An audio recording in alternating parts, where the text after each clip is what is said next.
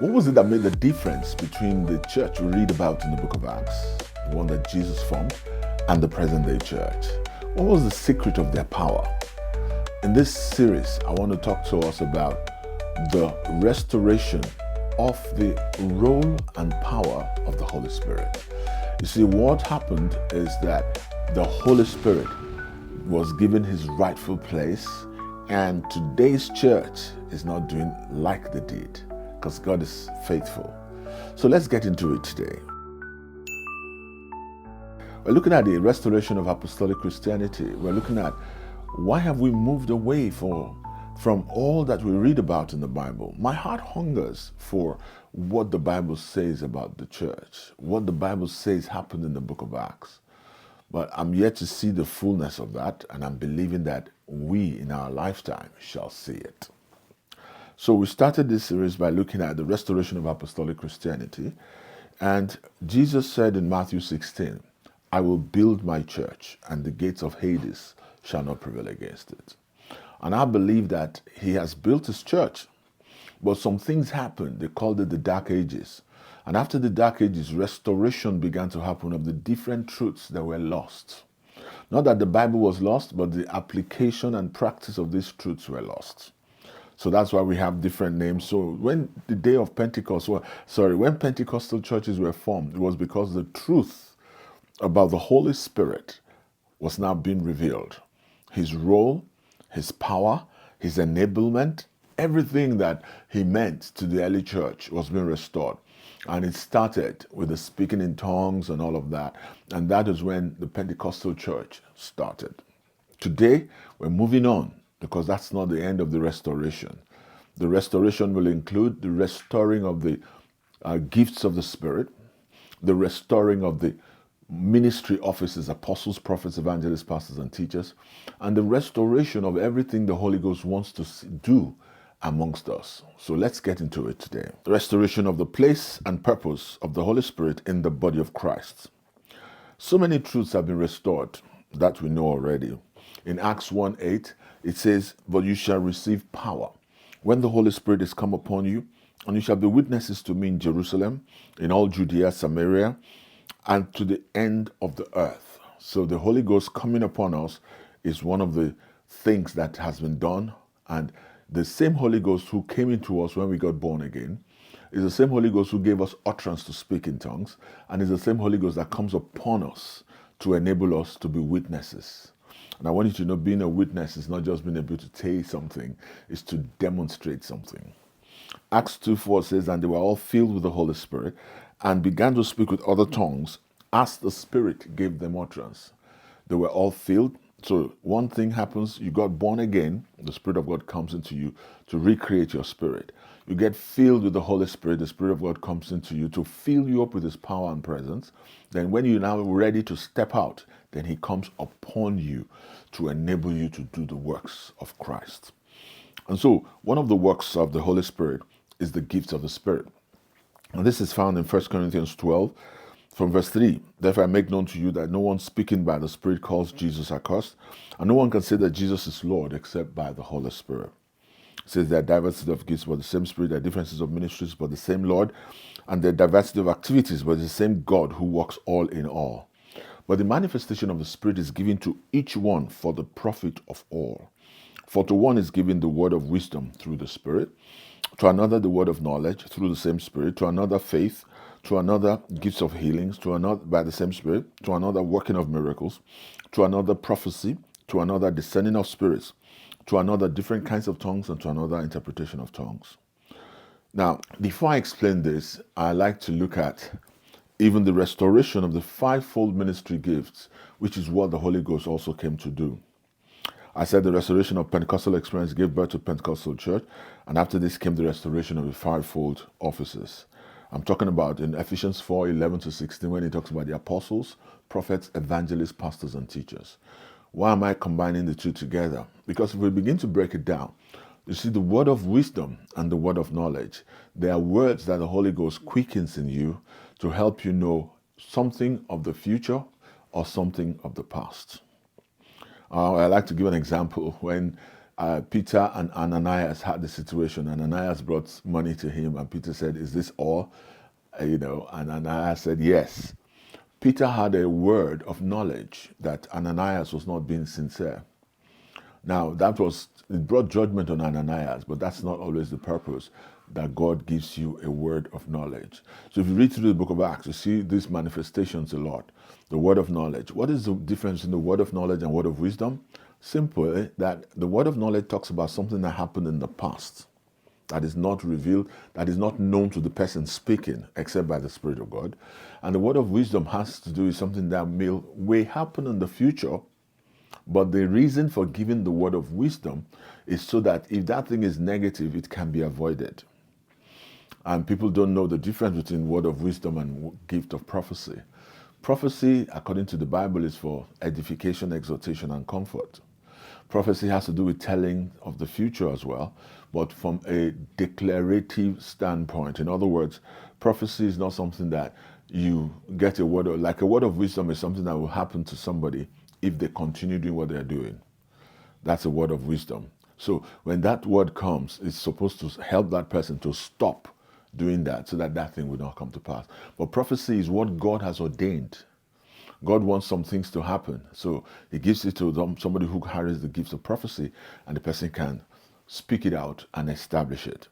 And when it comes to word of knowledge, what is something that happened in the past, like Ananias and Sapphira case, when Peter knew supernaturally that he was not being straightforward, they were not being straightforward. And so there are many examples of word of knowledge, word of wisdom in the book of Acts. So when you now look at the gift of faith and gift of healing, working of miracles, tongues and interpretation, why is it so vital? Because if you now want to understand the role of the Holy Spirit in the lives of apostles, prophets, evangelists, pastors, and teachers, you see him intensify the manifestation of these gifts through these offices. In other words, the gifts are available to all, but some gifts are more manifested and magnified in some offices, like the office of an evangelist. He works in miracles, he works in gifts of healings and things like that. So when you see those things happening in the office of the evangelist, it looks like the office has these tools, but does not mean that anybody who has the tools is necessarily in the office, and does not mean that anybody who manifests the gift of healing and the manifestation. And the funny thing that I like about this study of the gifts is that on one hand, Jesus said that we should all go into all the world and preach the gospel in Mark 16. He says, "These signs will follow them that believe. They will lay hands on the sick and they shall recover." And he didn't say that was gift of healing. He just said they will lay hands on the sick and they will recover. They will take up deadly things if they have not heard them. They cast out devils. All of those things are manifestations of what God's word says belong to every believer. And now when Paul was teaching, he made it sound like as the Spirit wills, which is true. So I believe that there is a basic laying on of hands, that the person will get healed later. Then there's the operation of the gift of healing, that when you have that gift, the person gets healed immediately. Then there's the office of the evangelist. What's the difference? The difference is that the office is somebody who is called. That's why if you want to understand the fivefold ministry gifts, you want to understand it from the angle that Jesus gave apostles, prophets, evangelists, pastors, and teachers for the edifying of the church, for the work of the ministry. So these people carry something that was peculiarly endowed on them, gifted to them, so that they can impact it to the body of Christ at large. It's so important you know that. So, but what amazes me is that when I study through, on one hand, it says, "These signs will follow them that believe. They will lay hands on the sick." Another hand, you are told that there's a gift of healing, and there's an office of an evangelist who has all these things operating in that office. So that tells me that when the miracles begin to happen, it's either the gifts are there or the office is being made manifest. So that's just an example of the office of an evangelist. When you look at the office of a prophet, on one hand, we're told that all of us can prophesy, edification, exhortation, and comfort. On the other hand, we're told that there's a gift of prophecy. And on the other hand, we're told that there's an office of the prophet. So just like the office of the evangelist contains the gifts, the office of the prophet also contains the gift. But the difference is that the evangelist will see it made manifest more often in his life, and the prophet will see things made manifest more often in his own life. So when we understand these things, it helps us to understand that the restoration of God's Spirit in the church is to equip the whole body of Christ. But in the manifestations of peculiar giftings, it is the Spirit of God. And then in the manifestation of the peculiar offices, it is the same Spirit of God. So the office of a prophet can prophesy, can also operate in discerning of spirits. Because discerning of spirits has to do with being able to see into the realm of the Spirit. The gifts of healing is and working of miracles is being able to manifest the power of God instantly. And prophecy has to do with exhortation, edification, and comfort, and then to prophesy, to see the future and declare it so. So there is personal prophecy, there is global prophecy, there is national prophecy. So different prophecies are available in the office of the prophet. So when it comes to tongues and interpretation of tongues, I don't know which office you can tie that to now, but tongues and interpretation can also be tied to the office of a prophet. In other words, somebody can stand up and have an utterance in tongues, and another one can have an utterance to explain or to interpret the tongues. All of these things are available to the body of Christ, but we're not walking in them like we should. You know why? We're not getting intimate with the Holy Spirit. We're not allowing him to show us things to come. We're not allowing him to speak to us because we do not know that these things are available. Yes, you can lay hands on the sick and they will recover. You are not the healer, but when you do that, when you obey the word, then you release your faith, and then the power of God flows into that person.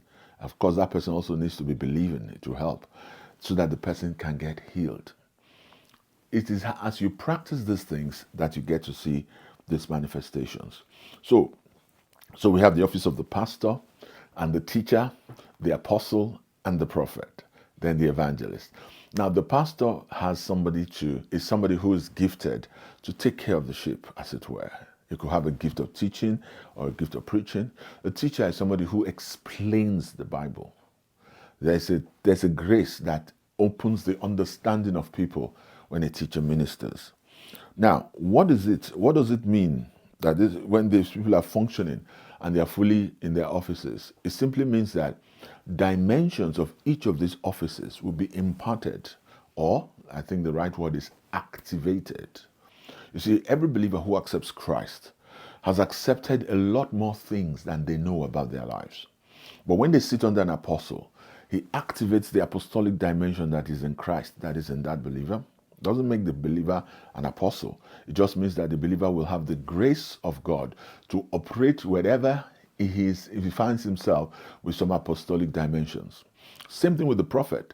The prophet ministers and he activates or she activates the prophetic dimension of Christ. Because remember, Christ gave all these gifts to equip the saints for the work of the ministry. So when a believer has received Christ, he has all those dimensions. So sitting under various offices activates various giftings. And that's why you see those who sit under the teaching office can teach. Those who sit under the prophetic office can easily prophesy. Those who sit under the evangelist, they can easily win souls. And those who sit under teachers and pastors and apostles and everybody, the dimensions of Christ are activated. That is the role of these spirits, of these gifts. People are functioning in them, but the general understanding was limited to the office, so the offices were not maximized. I'm talking about the early church, today's church. Today, the office, purpose, and power of the apostles is being restored. He started the church with apostles, and he's rounding up the program with how he started it. The first shall be the last indeed. The restoration of the office of the apostles, let it be on record that there are different categories of apostles. I like that. Jesus himself stands at the first level of a sent one because the apostles are sent. They call them the sent ones. Jesus stands in an office that he was sent by God the Father. So he stands in that office and there's no other competition, no other person like him. Then the apostles that he selected, the 12, they also stand in an office there because they had the privilege of being witnesses of both his death, burial, and resurrection. So they stand in the office of apostles. They are the theologians call them different names, but Jesus stands in one office, the apostles stand in another office, and then those who were initiated or inspired by God to write the Bible like we know it today, they also stand in an office. The general apostles today are not in any of those offices at all. They are just apostles, though they are generally sent. So I just want us to see the restoration of these things. Now, what are the observations we can make of Apostolic Christianity? Number one is that they were sent. They had a sent-mindedness. Apostles are the sent ones. So apostles are sent. Apostolic Christianity has a sense of being sent to do the will of God and not to please oneself. Apostles were not sent so their needs would be met. No. But so that the kingdom of God advances. Apostolic Christianity is not centered around personal needs. Even though it is God's plan to meet our needs, it is not the goal. Seeking first the kingdom and its righteousness and its impact in the lives of others comes before we consider the meeting of our needs. So we need to understand that there are many characteristics we're going to be looking at, like Christ-likeness and others, that the apostolic church or apostolic Christianity is meant to restore. And I've just hit one on the head. Majority of people today, when they think about God, they think about Him meeting their needs. But restoration of apostolic Christianity means that we need to get back to that place where in our fellowship with God, it is us wanting to say, God, what is your will so I can do it? And that's part of what the difference is. When I say, God, what is your will so I can do it? Then I position myself for His Spirit to move. I position myself for His power to move. I position myself for His wisdom to flow. And because God is loving, God loves you, He will meet your needs. That's why that place in Matthew 6:33 says, seek ye first the kingdom of God and His righteousness, and every other thing shall be added. So you see, when you hear me say restoration of apostolic Christianity, it's not just another subject to just say, that's true, or it's something to change the lives of people. Because if we don't change, then we can't blame God. Because His Spirit knows what He wants to do. His Spirit wants to move us in that direction, but if we don't cooperate with Him, nothing happens. So apostolic Christianity is that we're sent to this world to accomplish an assignment. Soul winning is there. Restoration or discipleship of people is there. Restoration of different things that God has ordained. They're all involved in what God wants to do. But as we close today, we're looking at that Matthew 6:33. It says, therefore do not worry, saying, what shall we eat? Needs. Or what shall we drink? Needs. Or what shall we wear? Needs. For after these things, all these things the Gentiles seek. But your heavenly Father knows that you need all these things. But seek first the kingdom of God and His righteousness, and all these things shall be added to you. So on that note, I want to close this recording, and I want to thank you for being here. I want you to share this with other people because we want to really touch the body of Christ globally. And that's the purpose of this recording. So I thank you and I bless you, and I ask God to bless you, bless the work of your hands, and add His goodness and mercy to your life in Jesus' mighty name. Amen.